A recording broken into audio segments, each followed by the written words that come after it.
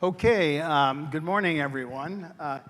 Before I get started, I want to encourage you, if you feel comfortable, to move forward a little bit. I'm not sure some of you in the back will be able to see all the text in the cartoons, but you can see, you can start in the back if you'd like and move up if you feel you need to in order to see. Yes, Jim? Well, thank you. But I think you're going to enjoy the cartoons much more. So it's good morning, everyone. Welcome. It's my pleasure to be here to present this program, which I'm calling The State of the World and the State of the Union in Political Cartoons. What you're about to view this morning is a collection of cartoons, about 165 of them, which show how political cartoonists have viewed and satirized the events and the personalities which have occupied center stage over the last year or so.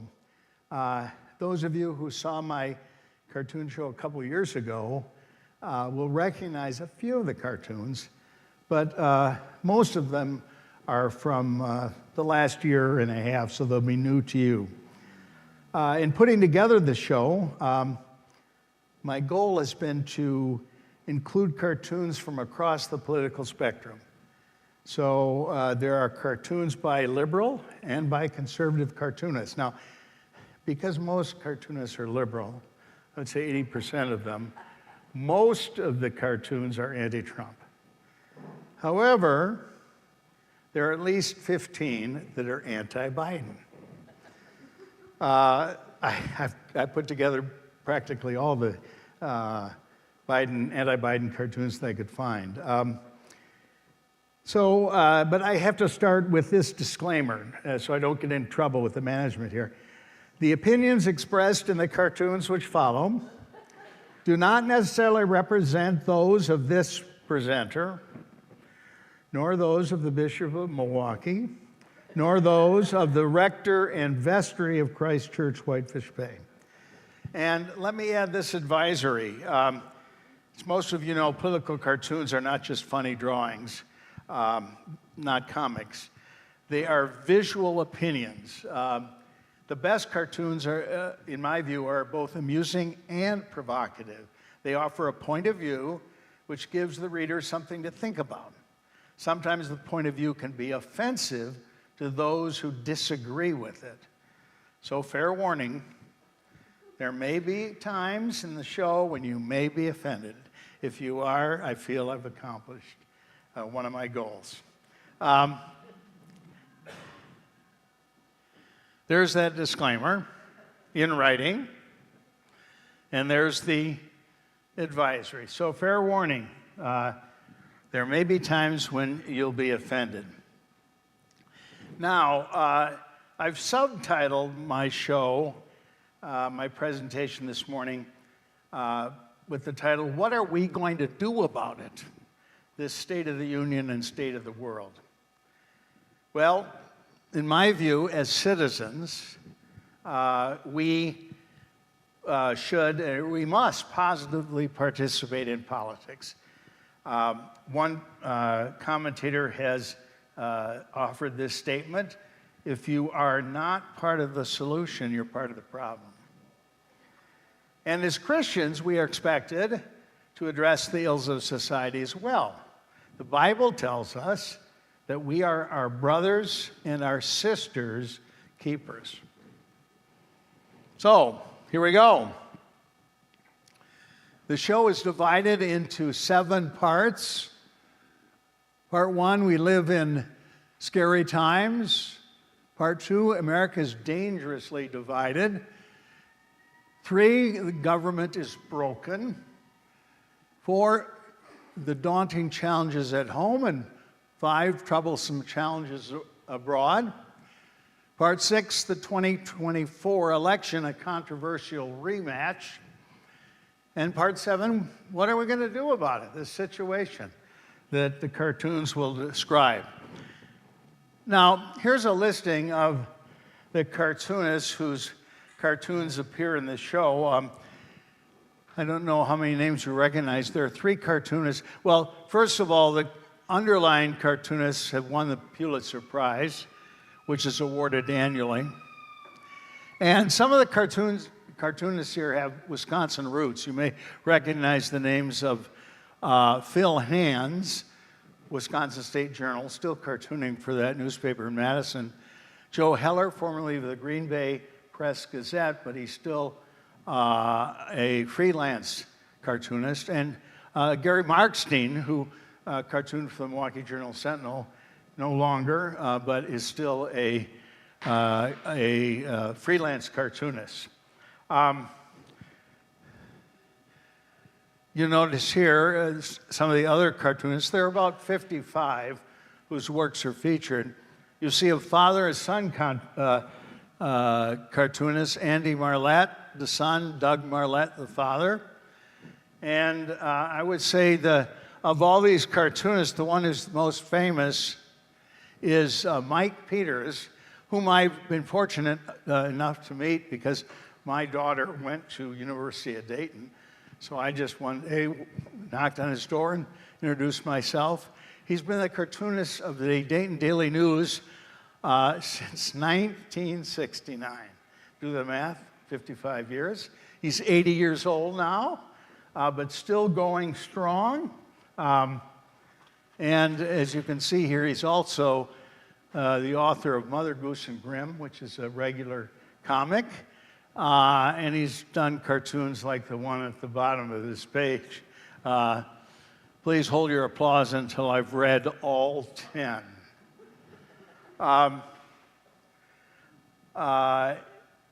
One more thing here. I have a tendency sometimes to go too fast when I do these shows. So if you think I'm going too fast for you, please give me a thumbs down. I will consider that positively. It's not because you don't like it, but because you'd like me to slow down just a little bit. So I'll do that. So we're going to go to part 1 here. We live in a scary world. Cartoonist Kevin Sears on the left and Taylor Jones on the right associate the mood of the American public today with Edvard Munch's painting, The Scream. Cartoonist Daryl Cagle depicts the American public as weeping over the nightly news. 50 years ago, at the time of the tumult of the 1960s and 1970s, Mad Magazine proclaimed that our country was out of order. Many would say the same thing about the United States today. Out of order.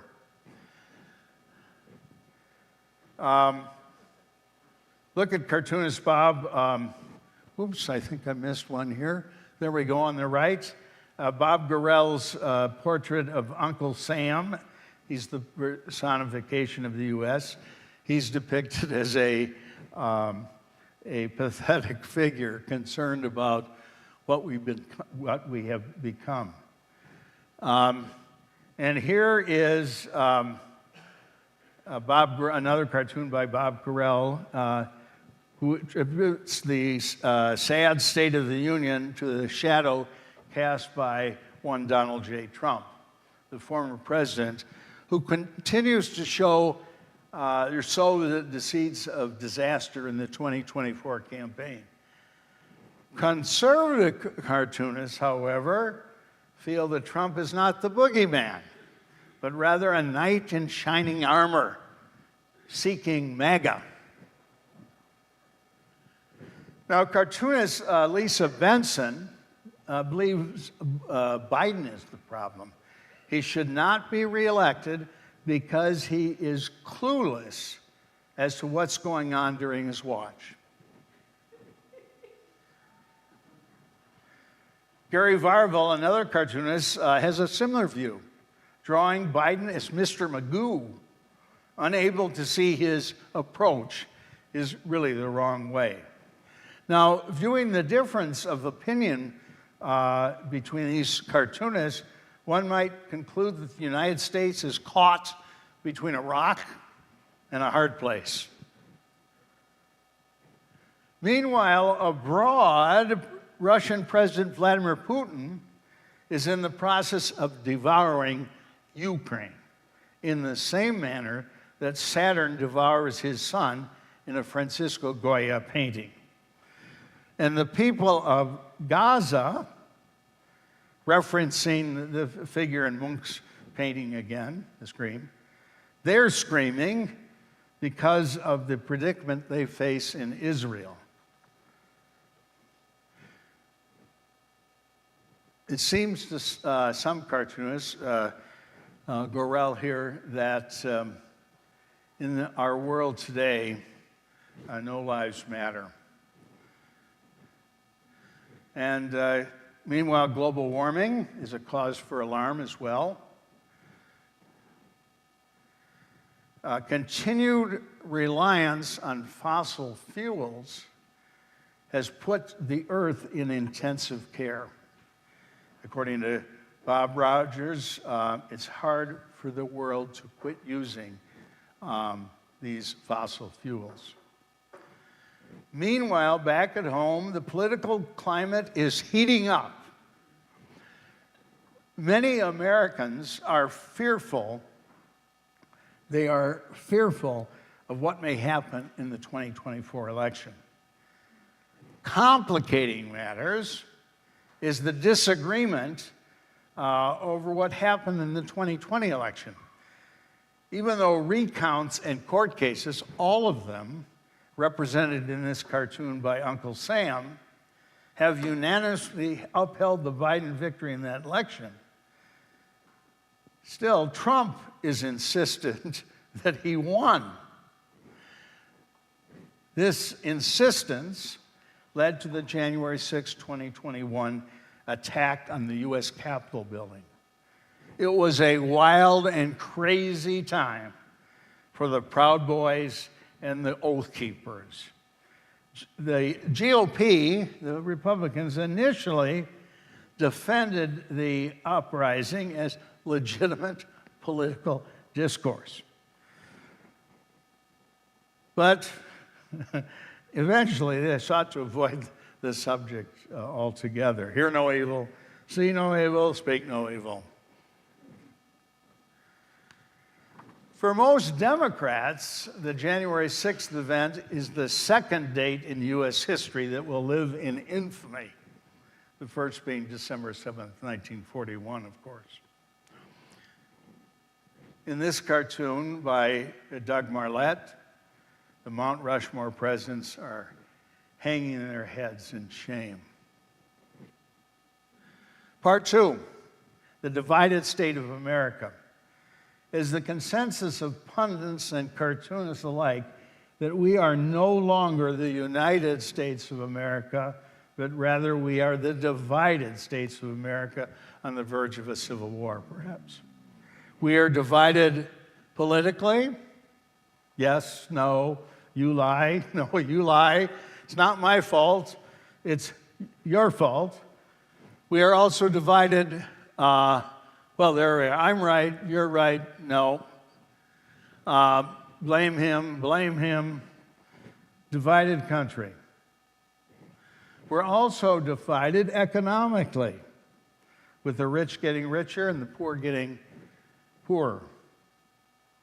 And the pandemic has actually made things worse, according to those who are keeping track of the rich and poor.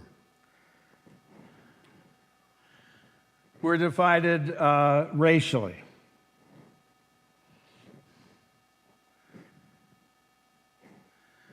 We are also divided on how we view our country, how we view America.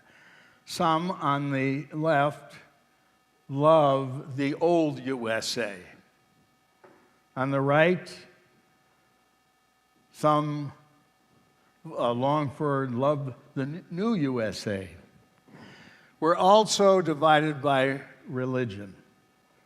Different groups are pushing and elbowing each other, and of course, as has been reported recently, anti-Semitism is on the rise. That takes us to part 3, gridlock in Washington. The result of the divisions in part 2 is dysfunction in the nation's capital.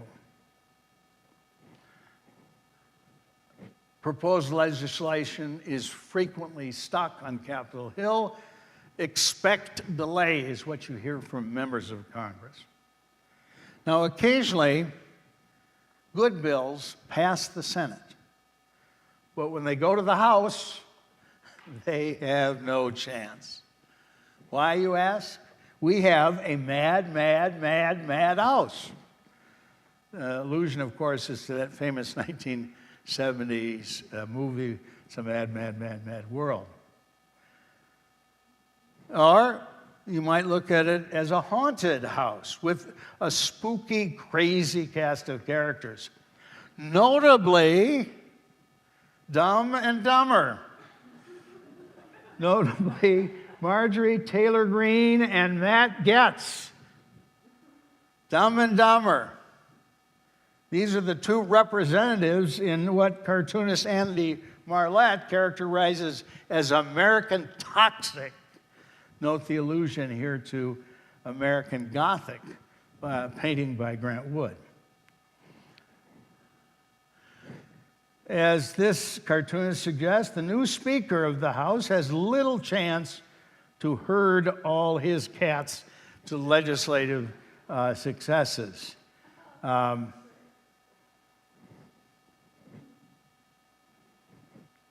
Sadly, the dysfunctional Congress is focusing on what's best described as peripheral, not primary issues. And from the flying saucer here, we get the comment, no intelligent life here. Part 4, because of the dysfunction in Congress, the Congress has failed to deal with two of the most important domestic challenges: immigration and the plethora of some mass shootings. So let's look at these challenges in this part 4. Well, occasionally over the years, Congress has restricted immigrants. Generally, Americans have welcomed them. Staying true to the words at the base of the Statue of Liberty, give me your tired, your poor, your huddled masses, yearning to be free, the wretched refuge of your teeming shores. Send these, the homeless, tempest-tossed to me. I lift my light beside the golden door. Well, that's the ideal. But in recent years, we have what has been called a tsunami of immigrants, many illegals coming into the United States. President Trump has made it clear that he is not comfortable with an open-door policy. Open doors, not my type. She's not my type. Note the reference, by the way, here to Jean Carroll, who was also not Trump's type. Now, Trump is especially concerned about overwhelming numbers of immigrants from shithole countries. He just wants Aryans. With the flood of new immigrants, our Statue of Liberty is now the old woman in the shoe who has so many new undocumented and unaccompanied children, she does not know what to do. Trump has faulted the Biden administration for doing nothing. In his view, Kamala and Joe are guilty of doing what Nero did when Rome was burning. Trump's view, do to the immigrants what he wanted to do to Hillary, lock them up.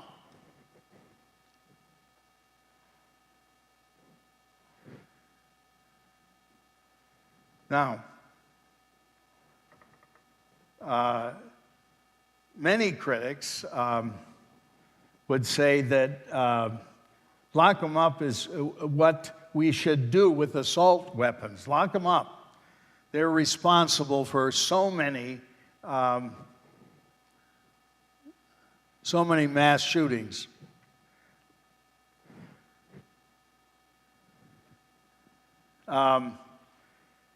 Now, here in this cartoon, we see, sadly, that we are addicted to guns. And it is, we've become, in this cartoonist, Mike Peters, we see that we are one nation under guns. Guns are us, proclaims Bill Day, cartoonist. Guns are available in this country for all occasions. Available for back-to-school events, movie nights, couples therapy, Bible study. Take your child and your gun to work days. Available for all occasions. And the Republican-backed NRA, in this cartoon by Mike Peters, will not support most gun restrictions. Their point of view is, let bygones be bygones, not bygones. Well, here we go. Abroad, part 5. Problem is not guns, but it is big-time weapons like missiles and tanks used in the wars, as on the left. And on the right, we have at the international level desperate cries for help from the world's hotspots. In the past couple of years, Russia has tried to swallow Ukraine. With his attack, President Putin has sought to make Ukraine Russia again. For Putin, it is my cane. There is no U on his map. Now, the U.S. and NATO have answered Ukraine's call for help, but more military aid is definitely needed by Ukraine. Fortunately, in the last week, just this last week, Congress voted and Biden signed a new aid bill. Apparently, Bruce, you like that. I like that. Work together. All right, exactly. The other war on our radar is the brutal conflict between Israel and Hamas in the Middle East, a virtual bloodbath with tens of thousands killed in brutal fighting. Since the beginning of its existence, Israel has relied on aid from the United States, and this aid has generally been rationalized as defending Israel. But now we have a changed situation.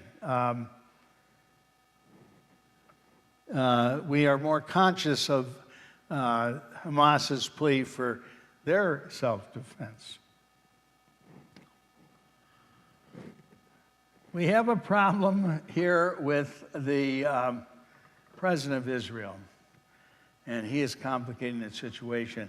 He's losing support here, as you can see, for a couple of reasons. Number one, his two-state solution. You know, we're calling for a two-state solution, Palestine and Israel. This is his two-state solution. Agony, a state of agony for the Palestinians, a state of Israel for the Israelis. Second, Netanyahu's offer of humanitarian aids, we feel, is inadequate. And finally, there is no Israeli exit strategy. Now, over the years, the United States has been the giver of foreign aid. The countries have relied on the generosity of the United States for this foreign aid. We don't know how long that's going to last. Look at the expression on Uncle Sam's face. Critics fear that with continued aid, we will continue to get stuck in different places around the world. As we were stuck in Vietnam, we might be stuck in both Ukraine and the Middle East. So they oppose this foreign aid. Meanwhile, there are other threats to world peace around the world, starting with Xi Jinping, one of the dictators who's a threat to peace. He's the president for life behind the Great Wall in China, and he rules, as you can see on the right, cartoonist Dave Granlund, he rules with an iron fist. Then there's the slightly crazy Kim Jong-un, who's building an arsenal of rockets to make Korea great, North Korea great again. Some find it scary that he and Trump are good friends. We also worry about Ali Khamenei, he's the supreme leader in Iran, the octopus of the Middle East, whose tentacles are his proxies. And nearby is dictator Bashar al-Assad, the perpetrator of the bloodbath in Syria. Nearby, we have Recep Erdogan in Turkey, half dictator and half canine fiend. Just ask the Kurds. Also in the Middle East, a threat, Saudi Crown Prince Mohammed bin Salman, who orchestrated the brutal murder and dismemberment of journalist Jamal Khashoggi. In Europe is the sinister Viktor Orban of Hungary, depicted on the left as the Wizard of Oz, or on the right, Dr. No of Bond movies. Scary. And finally, there is the President, the Prime Minister of India, Narendra Modi. He is Prime Minister really in name only, just ask the Muslims in India. The world indeed is a very dangerous place where human rights are not universally respected. The world situation being what it is, and the State of the Union being what it is, both scary. And the two leading presidential candidates in 2024 are scary as well. Now, in the 2024 election, we have a situation where our candidates are leftovers from the 2020 election. And many are not happy with the fact that this is a rerun of 2020. Indeed, there are even some on both sides of the aisle who miss George Bush 41. Now, many Democrats are not happy with Joe Biden. Notice where the starter gun is pointing.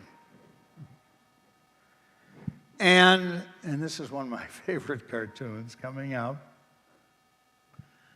And many Republicans, even though they generally oppose abortion, would prefer to abort Trump. Now, last year, a number of Republicans, see the list at the right, they joined a dogfight to see if one of them might be able to wrestle the nomination away from Donald Trump. A lot of snapping, a lot of growling. And during the debates that were sponsored by the Republicans last year, Donald Trump was clearly the elephant in the room. Now, to no one's surprise, hell easily won the nomination over all the snowballs, each of which had only a snowball's chance against hell. Of all the opponents of Trump, Nikki Haley fared the best, but in the end, her candidacy was abandoned. For the Republicans, the only man left standing was the man in the red hat, eager to take on the man in the blue hat. In state capitals, ballots were prepared, and voters began to ponder the choice they had. Eeny, meeny, miny, mo. What choice? Now, the two candidates have formulated their campaign strategies, as you can see here, never Trump, never Joe. And the cartoonists now have weighed in on the two candidates with their drawings. So we're going to see what they've said. Cartoonist Gerald Cagle is drawing Trump as the new Nixon. And Very Varvel is drawing Biden as the new Jimmy Carter.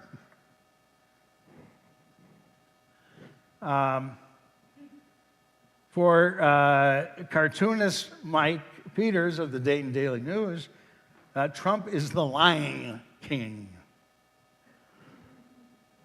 For Michael Ramirez, Biden is Popeye's Wimpy, gladly willing to pay Tuesday for big government today. For Rob Rogers, Trump is Trumpzilla, a threat to civilization as we know it, crushing civility, tolerance, eventual wisdom. For this cartoonist, Biden is the creepy old man John Herbert from Seth MacFarlane's animated cartoon Family Guy. For Kate Palmer, Trump is a bull in a china shop. And for Gary Varvel, Biden is the incredible shrinking president. Referencing James Montgomery's flag, Uncle Sam from World War I, as a contrast here, this cartoonist blasts Trump as an uncaring candidate. Here, cartoonist Signe Wilkinson's, here's her sleepy Joe Biden, and Mike Peters' hyper, unhinged Donald J. Trump. Now, the focus of these cartoonists is the character and competence of the candidates, basically, rather than the issues. Cartoonist Rick McKee here is pretty cynical about the roles of issues in the campaign. Those issues are impossible promises. Promises to cure cancer, male pattern baldness, the heartbreak of psoriasis. Not going to happen. What about slogans? Well,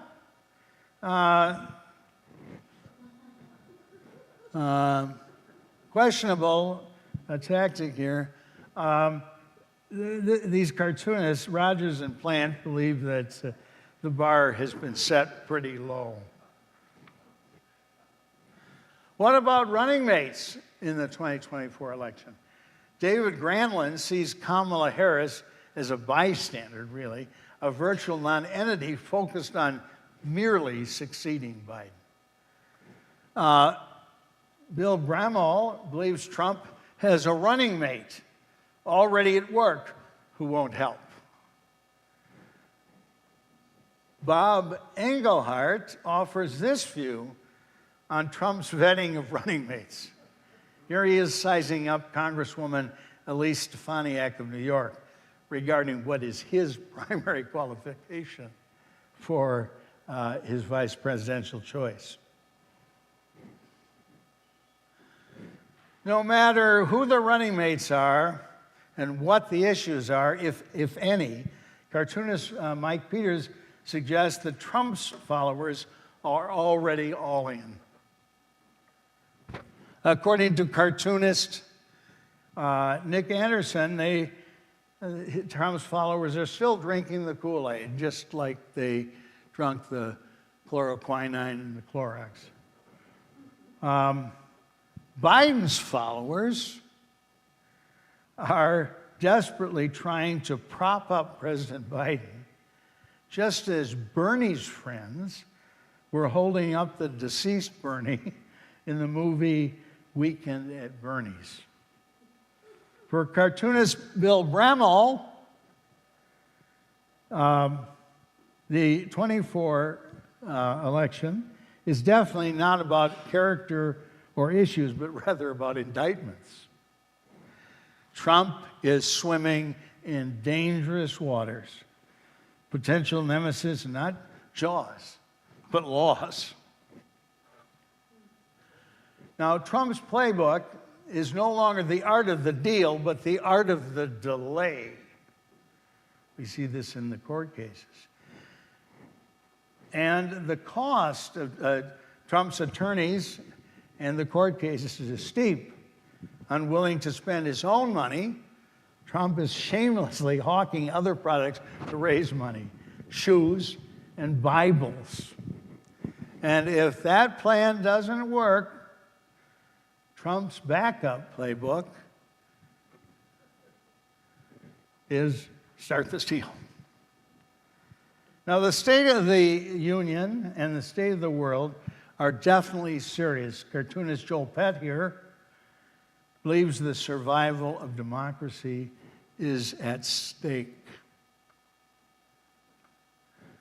Plagued by smoke from forest fires, Mother Nature can't breathe. Sympathizing with what happened to George Floyd in Minneapolis, Uncle Sam can't breathe. What are we going to do about it?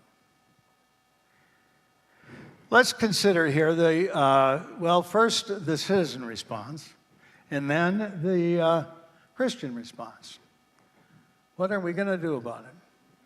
Well, we look for the citizen response to the Constitution, looking at the preamble here. The Founding Fathers had 5 goals: form a more perfect union, justice, Chief Justice, domestic tranquility, common defense, the general welfare, and the blessings of liberty to ourselves and our posterity. Those are the goals of the Constitution. And that's where we find advice for citizens. For the Christian response, of course, we look to the Bible, the one on the left, not the Trump Bible for the rich on the right. Now, regarding that citizen response, cartoonist Nick Anderson suggests, in this cartoon, whining and griping are lame and unproductive, and doing nothing as well is not an option. The vote, in the eyes of this cartoonist, ought to be the fundamental citizen response. Now, fortunately, most people delight in having the right to vote. But sometimes there's no really good choice in voting. And furthermore, voting is becoming more and more difficult as voters have to navigate the maze of regulations regarding the right to vote.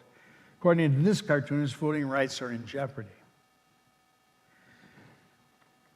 Beyond voting, well, the First Amendment to the Constitution, which we often celebrate, as here, offers us guidance on other actions citizens can take to address the challenges facing us.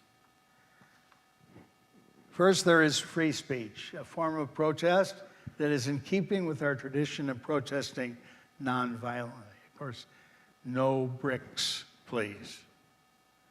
Free press is another fundamental pillar of democracy. So write those letters to the editor. Of course, there is the problem of fake news, and likewise hate speech found all over the internet. And especially found on Facebook. This is a real obstacle or distraction to our becoming good citizens. Another route, though, is protest through free assembly.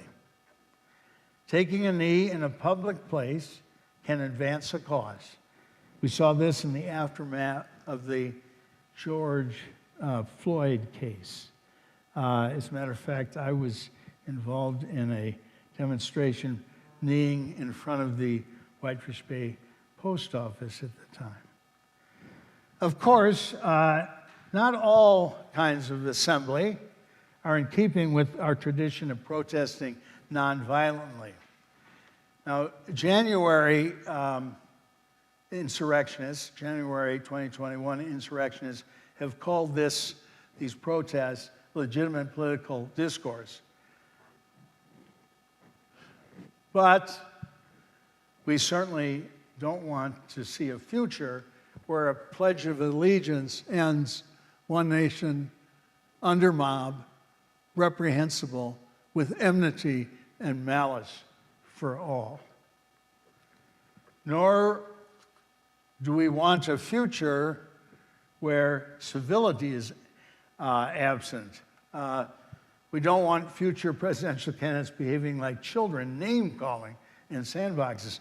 And we don't want our presidential debates where the candidates act like guests on the Jerry Springer show. Bottom line, Congress or citizens can do something, but there are limits, and some have crossed the line, not making America great again.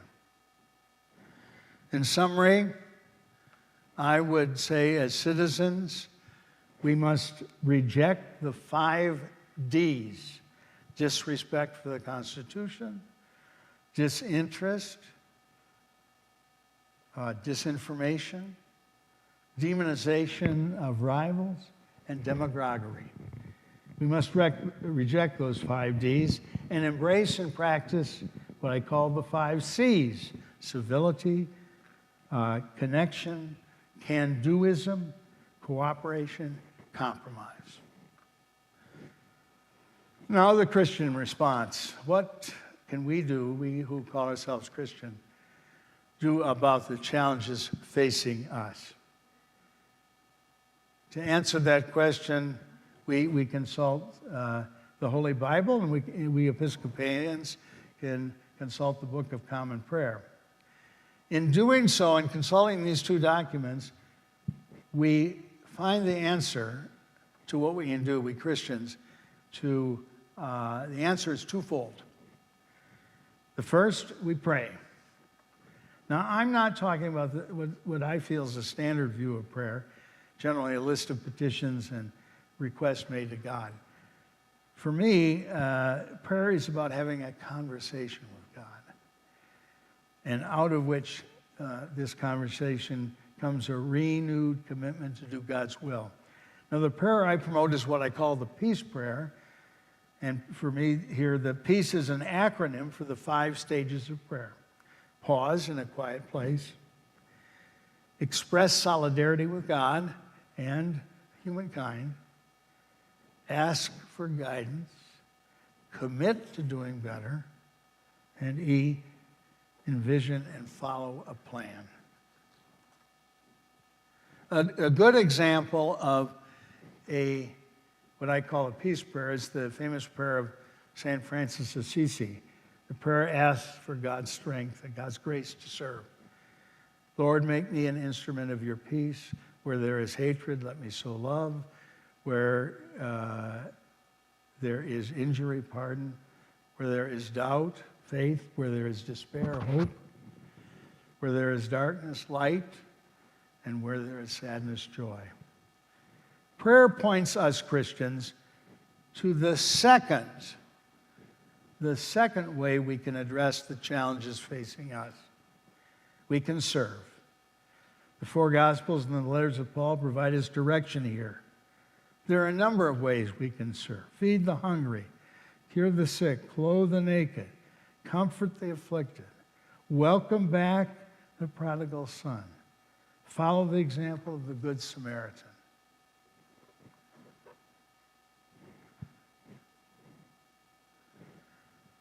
Now, Bishop Curry of the Episcopal Church, he's the presiding bishop in this country, I think offers this interesting perspective. He says, being Christian is not essentially about going to a church or being a nice person, but following in the footsteps of Jesus, taking his teaching seriously and doing so, helping change the world. WWJD, Bishop Curry is indeed a great advocate of our asking, what would Jesus do? WWJD. Now, answering that question requires that we have a good sense of who Jesus really was and still is, and what his message is. In my view, cartoonist Art Young in this 1917 cartoon accurately captures who the true Jesus is. Young accomplishes this with his mock wanted poster.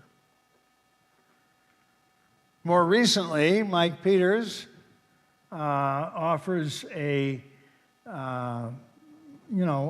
similar view. Jesus was a radical, a controversial figure in his times. And here, cartoonists and the Marlets take on what would happen if Jesus were to return to earth today. The ICE agent at the border would report, 33-year-old male, brown skin, doesn't speak English, working as a carpenter. Yes, we'll lock him up, Mr. President. Amazingly, former President Trump has wondered aloud if he is the true chosen one. After all, has anyone seen Jesus' birth certificate? Many on the Christian right, and they're down in the lower right-hand corner, many on the Christian right do hail Donald Trump as the savior we've been waiting for.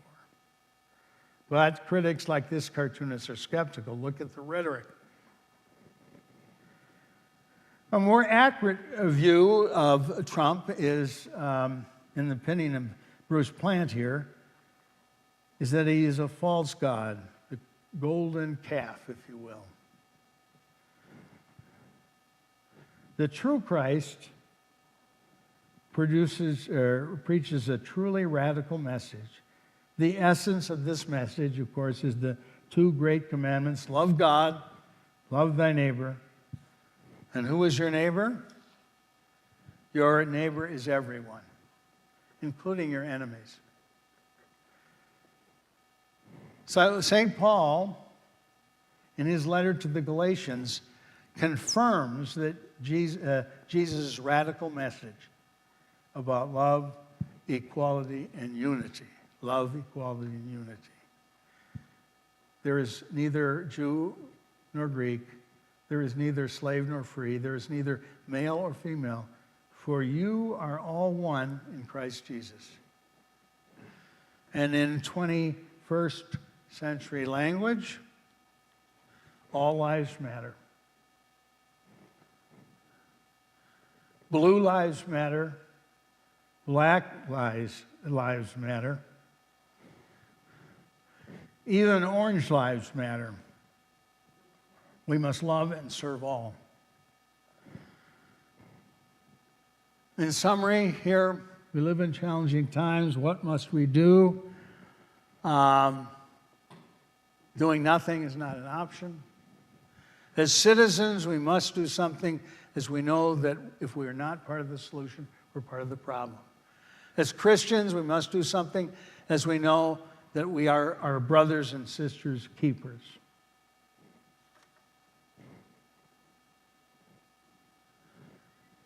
Now, in these challenging times, which of the issues facing us should be addressed first? Which of the issues? Some, of course, are more important than others, as you see on the left.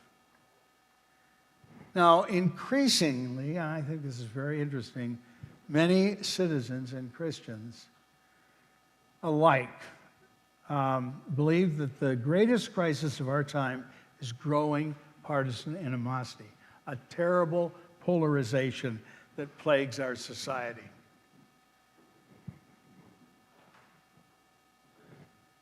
Sadly, respect for common ground seems to have disappeared from our nation's memory. And us versus them mentality seems to have taken over, with each side seeing the other as evil and immoral, and nothing is getting done. I believe there's good news. Some groups consisting by citizens on both sides have organized. One of the organizations is Braver Angels, formerly Better Angels. And that's a reference borrowed from Abraham Lincoln's first inaugural address. In that address, his first inaugural, Lincoln urged Americans to consult the better angels of their nature. In doing so, they would appreciate the need for more unity, the prerequisite for addressing other challenges. So far, there has not been a comparable effort by Christians to seek greater unity.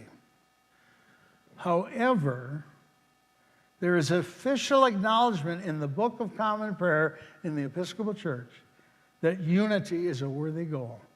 Indeed, this is what the Book of Common Prayer considered as the primary mission of this church.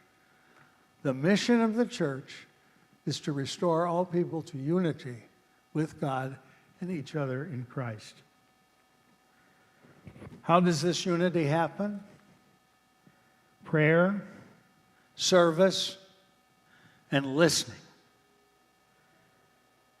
Here, note the observation by Greek philosopher Epictetus. He says, we have 2 ears and 1 mouth so that we can listen twice as much as we speak. And finally, let this statement by a famous saint of the church be our guide. And you heard our preacher this morning, seminarian, use this reference. Christ has no body now on earth but yours. No hands, no feet, but yours. Yours are the feet with which he is to go about doing good. So I conclude with that statement by St. Teresa of Avila. Thank you. And we're pretty close to 12 o'clock, so you're free to go. But if one or two of you might have any questions, I'd be happy to answer them.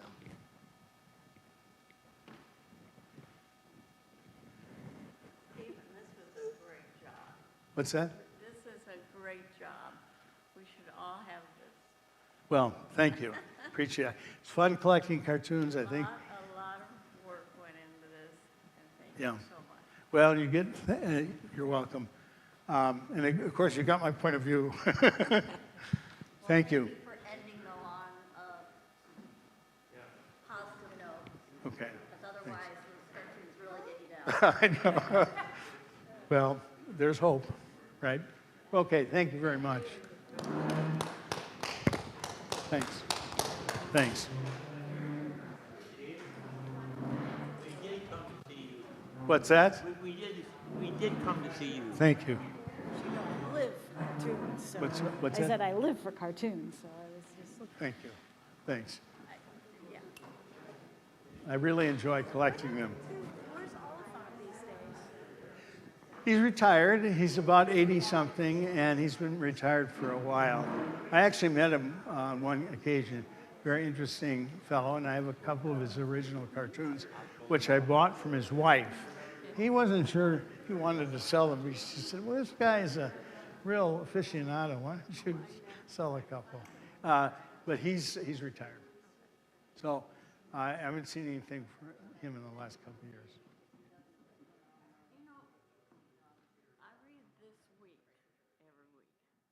Oh, yes. I'm familiar with it. I don't see it every week, but they have